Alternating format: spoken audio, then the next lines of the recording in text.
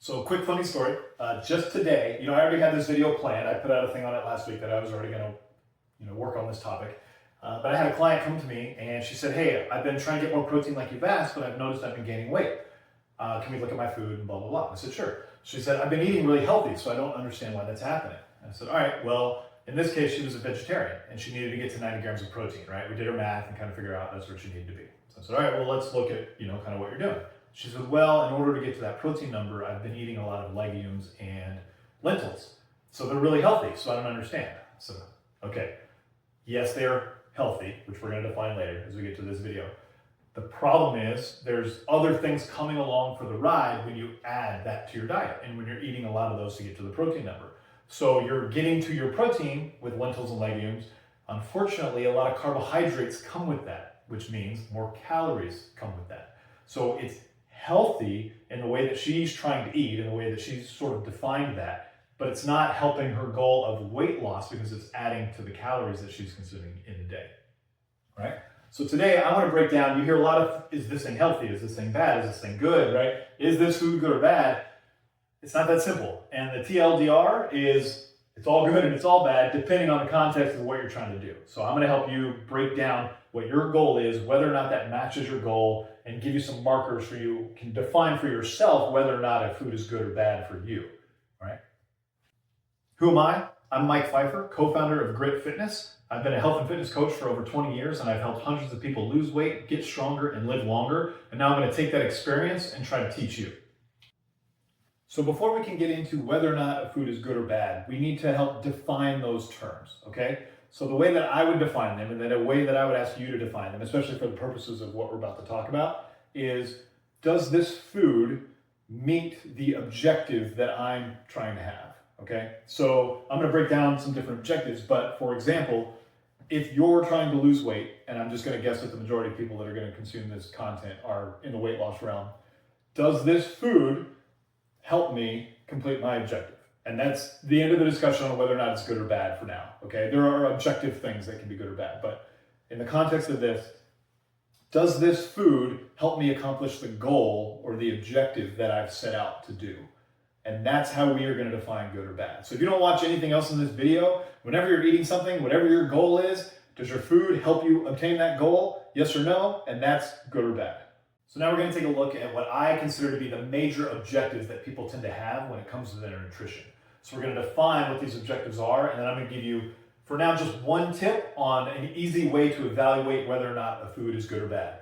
And I want to reiterate, a food is good or bad only if it helps or takes away from your ability to hit your objective, okay? So that's the only thing that matters for this discussion. So the first one that we're going to look at is weight loss. Okay, so we are defining in this situation whether or not this food is good or bad if you're trying to lose weight, right? So we're adding context around the question, is this food good or bad? And if you don't have that context, it's going to be very nebulous. You're never really going to know if it's good or bad. You have to decide for yourself and your goal whether or not it fits that, okay? So weight loss, the primary way to define whether or not a food is good or bad when it comes to weight loss are total calories. Now, notice I did not write fat loss on here. That is a more complicated discussion. But for the general population, we're going to look at weight loss, and the way we define whether or not something is good for you is total calories, okay? Let me give you a little example. So, we'll just write it up here to make it simple. Pizza, right? Pizza's awesome. I don't think anybody denies that. If you find somebody that doesn't like pizza, you might want to question them a little bit. I think I know one person out of everybody who doesn't like pizza, right? Pizza, we're not talking about health. We're defining, is it good or bad for you, okay? And if your objective is weight loss, one slice of pizza on average is going to be 400 calories. And that can go as high as 1,000 calories per slice. You get a deep dish, meat lovers kind of thing, right? 400 calories to 1,000 calories. You can probably see where I'm going with this. If your objective is weight loss, and we got to just see, how much does this contribute to our total calories? And maybe in this case, you've got 1,600 calories you can get to. Well, crap. You eat 3 slices of pizza at a maximum, I just did some really bad math there. 4 slices of pizza at a maximum, and potentially 1.5 slices if you got something heavy. Well, you've already hit your total calories. That's not going to help you lose weight, right? So in this context, is pizza good or bad? It's bad because it's making your objective that much harder to hit, because your objective is weight loss. You get there by, having fewer total calories, and this is bumping your calorie number up really, really rapidly. Okay, I hope that makes sense. So another one we'll add to that when it comes to weight loss and what helps you hit your total calories, or what makes it harder for you to consume a lot of food and hit your total calories ultimately, is pasta, right? And man, I love pasta, right? Quick anecdote, if I want to have pasta, and I don't do it very often, I'm going to work out like 2 or 3 hours that day, which is not necessarily the right strategy, but I'm going to try to make that math work in my favor when I do that, right? So pasta, depending on the kind of pasta you get, I mean, this can go anywhere. This can go up to 3,000 calories, right, from a plate of pasta, which means, boom, you bring it over here, you only get 1,600. Well, your one big serving of pasta that you had for dinner, you went on a night out, you already hit 3,000 calories. So your goal, right, your objective, which is how we're defining what's good or bad, is weight loss. Well, you went over the amount of calories you're supposed to get just off that one food. So in this situation, pasta would unequivocally be a bad food based on your objective of trying to lose weight, okay? Quick takeaway, the P and the P, right? Pizza and pasta, if you eat those regularly, good luck, okay? Doesn't mean it can't be done, but you're just making it hard for yourself, all right? So now, hopefully that sets the stage for kind of where we're gonna go with this discussion. So you're defining whether or not a food is good or bad if it helps you get to your objective, okay? So that is the goal of whether or not, or how to define if a food is good or bad. All right, so the next one we're gonna say is muscle gain. And this is sort of antithetical to weight loss, not directly, but in order to gain muscle, you need to have a certain amount of protein. Okay, and I can do a whole different discussion on that because that's a little more complicated topic. But if you don't have enough protein to build muscle, it's not going to happen, right? Amino acids are the building blocks of life, the building blocks of cells, the building blocks of everything that you build in your body. So if you don't have that in your bloodstream, you don't have access to that, you're not going to build muscle, right? So people who work out 2 hours a day, 5 days a week, and they're not eating any protein, very, very hard time to build muscle, and most likely you're ultimately going to lose muscle because they're going to catabolize that muscle for fuel, okay? So if you're trying to gain muscle, then we got to look first at, is this food high in protein? Because ultimately that's what's going to help me achieve my goal of muscle gain, okay? And a lot of you are going to know this, but lean meats, right? Chock full of protein. And protein shakes, right? Have a lot of protein. Greek yogurt, pretty good amount of protein. And a little added context to this, protein, kind of like I said in my intro, sometimes comes with other things. So if you were to eat a ribeye, yeah, it's got a good amount of protein, but it comes with a lot of fat. So you got to kind of take that into consideration when you're doing these things. So in the other part of this, if you're trying to gain muscle, you do need to be in a calorie surplus, which just means that you need a little bit more calories a day than you've burned. And again, a deeper topic for another video, but you don't need to be in a very big surplus. And the human body, non-enhanced, which means you're totally natural, you're not taking any crazy supplements or drugs or anything, you can add 1/4 pound of muscle a week to maybe the high end of 0.5 pounds of muscle per week. And that as you become more and more trained and more muscular, that number shrinks because it's harder to get to that extreme for everybody. So your caloric surplus for that is only 200 calories, 250 calories. Right? So it's very small. So I'm sure people know the idea of bulking, cutting and bulking, right? A very common cycle in the bodybuilding world. So people bulk and they'll do a dirty bulk where they just eat a ton of food. But this calorie surplus, you only need this much, but they're just eating whatever they want. And they end up having more like 750 extra calories a day. And they end up accumulating a lot of body fat, which is not what you want. And you gotta go back up here, and then you gotta factor in the total calories, and then you're more likely to lose muscle mass in that process, right? So muscle gain you define if a food is good or bad for you if does it provide protein in a high amount and just has a small chance of helping me hit my caloric surplus. Okay, so that's how we're going to define that. Now things are going to get a little more complicated. So in this one, we're going to say diabetes management. And this has been, if you've watched any of my other videos, look at my crappy handwriting. Diabetes management. I've had members of my family develop diabetes or be pre-diabetic, right? Unfortunately, in America, this is very, very common. And this has been a big area of study for me when I was first learning about nutrition. This was kind of the crux of what I was curious about. So diabetes management ultimately comes down to blood sugar. Okay, and if you don't know what blood sugar is, I won't get too deep into the science here, but it is your body's response to a high glycemic food, which we'll get into a little bit later, which causes your body to produce insulin, which increases the amount of blood sugar, volume floating in your bloodstream, right? Which is in almost all contexts bad for your health, okay? There's some very, very minor situations where you need it. There's a reason your body can do it because there are situations where it's necessary. But generally speaking, we don't want this number to be high, right? We want this number to be low and stable. Defining low is a little different question, but so diabetes management. So if you are pre-diabetic or diabetic, then you are defining whether or not a food is good or bad for you by how it affects your blood sugar, right?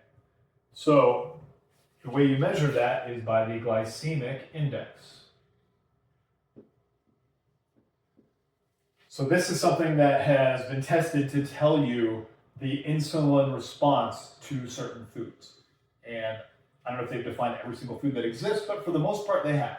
So they've been able to scientifically track when you consume a food, what happens to your blood sugar? Does it go up or down, or how does it regulate? So if you are diabetic or pre-diabetic, you can forget, all these other things and just focus on how you're going to define if a food is good or for bad by whether or not it helps stabilize my blood sugar. And if it bumps my blood sugar up, that's bad for what you're trying to accomplish. If it brings your blood sugar down or helps it stay stable, then it would be good for what you're trying to accomplish. I'll give you some quick examples. So people hear the word sugar and it has a lot of negative connotations with it because everybody thinks sugar is bad. And sugar is not created equal. And there's monosaccharides, disaccharides, trisaccharides, right? There's different combinations and compounds of sugar that determine whether or not it's good for you in this context. You don't need to know all that. You don't need to get into the science of all that and figure all that out. You just need to, if there's a food you like or there's something you want to consume, you just, Mr. Google, right? Go look at its glycemic index, and that's going to tell you how it affects your blood sugar. And this is going to seem somewhat self-evident when you really break it down, but all of your processed food, and when I say processed food, in this context, I'm talking about chips, pretzels, snack foods, your stuff that can be reheated or your microwave dinners, that kind of stuff that all the compounds in the food has already been broken down to a very, very simple sugar. So you may have even heard the term simple sugars. So processed foods and simple sugars, 99% of the time are going to bring this up, which is not what we want. And especially if you're trying to manage your diabetes or your chance for diabetes, then you need to really stick to things that do not cause that, which means these things are bad, period, okay? And then things like grapefruit, right? Those are really, really low. So guess what? Fruit has sugar in it. It's fructose. It's a different type of sugar. There are a lot of different types of sugars, but its glycemic index is very, very low. So it's not going to spike your blood sugar. It's going to keep it nice and stable, right? So even though it has the word sugar, if you look at the ingredients, not all sugar is created equal. So grapefruit would be a good one. One that might be a little more useful for you would be, white rice versus brown rice versus black rice. Some of you may not know what black rice is. I promise if you try it, you'll love it. It's delicious. So white rice is like I don't remember these numbers completely off the top of my head, but it's like a 65 plus GI, which is your glycemic index, right? Brown rice is like 55, and black rice is 45. So out of the three of these foods, which one is the best for you if you're trying to manage your diabetes? The one with the lowest glycemic index, in this case, would be black rice. So white rice is higher on the glycemic index, therefore it would be a bad food for this objective. So just hopefully you're getting a point here that whether or not a food is good or bad depends on your objective. And again, trying to hammer home how to define that. And you have to define for yourself what your objective is with the food that you're eating, and then determine whether or not that food serves your objective. And if it serves your objective, then it's good. And if it doesn't serve your objective, then it's bad. Okay. Another one here, we're going to say autoimmune disorder.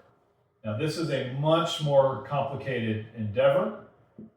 I am by no means an expert on this subject. I know enough to offer some very vague advice, not enough to offer very complicated advice. This is something that a doctor can specialize in, especially people that are really, really in on nutrition combined with autoimmune disorders, which is becoming a much more popular topic because they realize the connection between those two. The best advice that I can give you on a practical sense for this, and I don't think I left myself enough room in here, but is inflammatory markers. And in this case, it would be in the bloodstream in your response to food. Now, different people have different reactions to food. So if you're allergic to certain kinds of foods, your inflammatory markers when you eat that food that are going to show up in your bloodstream are way higher, which means it's more likely to trigger these things. So a lot of times, food allergies kind of coincide with autoimmune disorders and cause your body to react in a certain way that it attacks itself, right? That's essentially what autoimmune means, that your body attacks itself when it recognizes a threat. And the severity of how strong that self-attack is kind of based on these inflammatory markers. So if you eat a food and the response in this is like significantly high, then your reaction is going to be significantly more, to the point where it can be fatal in certain cases, okay? Now that is a very broad overview because again, I'm not a subject expert on this, but I want you to understand if you're trying to treat autoimmune disorders through your nutrition, you might want to seek professional guidance on this subject because it's a little more complicated, but you're sort of trying to determine whether or not it causes inflammation in your bloodstream when you eat it. You can look up inflammatory markers and there are some good defaults. So for example, and I'm probably the guy who harps on this a lot, so people might get tired of hearing this, but one thing that's sort of inarguable that does create a lot of inflammation in your bloodstream is the big A, right? Alcohol. So if you have autoimmune issues and you know that ahead of time and you know you have to manage certain things and certain things trigger it, well, this one is going to cause you a lot of problems, all right? So if you're trying to define whether or not something's good or bad for you and you know that you have a little bit of an autoimmune irregularity that you have to deal with, maybe you're in a position where right now it's not so bad, but if you keep triggering it, keep triggering it, and keep triggering it, it can get worse, right? You got to know like this is not serving that purpose for you, all right? And then the last one, and this is probably, all of these have context, a lot of context for how you're defining the good and bad. This one is probably the most general piece of advice I'll give you to take away from here. I just don't know that it's as useful for people because, well, let's just get into it, all right? So optimal health. So optimal health can mean a few different things. The way that I would define optimal health is, does it help me maintain a healthy body weight? Does it keep my blood sugar nice and stable? Does it provide a nice sustained bout of energy throughout the day? Does it digest well? Does it provide essential vitamins and minerals with it? Does it provide amino acids, right, which would be a protein source? So I would, this would have a much higher check mark list of things to define whether or not it's going to provide optimal health for you. And I think when you ask people about food, or they ask me, right, as a professional, like, is this food healthy? Maybe this is kind of the lens they're trying to view it from, but the problem is this doesn't help you achieve any of these outcomes that you have, right? So optimal health is great, but if you don't get your weight in order, right, you can't even begin to have optimal health because you got to check off one of these bigger things that's way more of a problem for your long-term health, right? If you are under muscle to the point where you're at higher risk for injury, you can't pick up certain things, you don't have any amino acids to pull from, then you're not quite ready to worry about this too much. If you have diabetes, fortunately, these things are probably going to tie into that pretty well, right? So it's not that big a deal, but you need to tackle sort of these issues first before you start focusing on this. Now, if you're a generally healthy person, maybe you're a little overweight, but you're fairly healthy, you don't have any big injuries, you're kind of a normal physique, right? Then okay, viewing things through this lens might be a lot more helpful. All right, so then the number one thing we're going to talk about when we're looking at optimal health, again, is this food good or bad for me to obtain optimal health, or does this food provide an optimal health outcome for me? This one's pretty simple, and it's nutrient density. Not to be confused with caloric density, because pasta and pizza, very calorically dense, but unfortunately, not very nutrient dense. Right, so if I were going to leave you, and I'll get into this in a second, if I were going to leave you with the number one recommendation I would have for whether or not a food is good or bad for you, outside of these specific parameters, this isn't what it would be. It would be nutrient density. And there's really only one way to ensure that the food that you have is nutrient dense. There are manufactured foods that they pile a lot of this stuff into, but I prefer not to go that route, right? I'd rather you go for things that are going to fit in these categories. So whole food. And if you've watched any of my other videos on nutrition, this is the cornerstone of everything we will ever talk about, because these two do correlate very strongly. Whole foods and optimal health from a nutritional standpoint are like hand in hand, okay?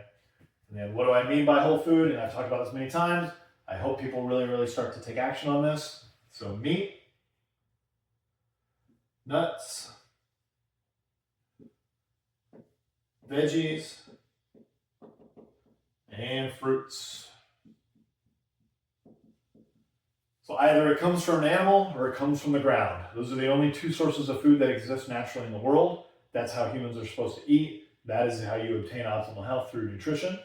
It's just these things right here: meat, nuts, veggies, and fruits. Okay? So I hope I helped demystify a little bit about whether or not a food is good or bad. And while this is your ultimate objective, most people are trying to have a more defined purpose with their health, right? Typically weight loss or muscle gain or diabetes management or an autoimmune disorder they're trying to figure out, right? So you have to put your food in these categories as your main objective. Now, maybe this is your category right now, so you check that one off. Then you go down here to muscle gain, you check that one off. Great, you've got your body in a place where you're pretty happy with it, you feel pretty healthy. Then you shift down here to optimal health. And now you start shifting towards whole foods, meat, nuts, veggies, fruits, right? Because this is the ultimate, pie in the sky sort of thing to shoot for. But not everybody's there yet. So whenever you think about a food, or if you ask a professional about a food, or you reach out a question, before you even offer the question, figure out what your objective is, right? Whatever goal that you have set for yourself when it comes to your nutrition or your health. And then kind of work backwards from there. And hopefully I've given you enough of a framework here to go off of. And I'm happy to dive into any of these topics anymore. If you have any questions, you can reach out to me and I'll try to dig in a little deeper on this stuff. But I just wanted to provide a broad overview for how to define whether or not a food is good or bad for you.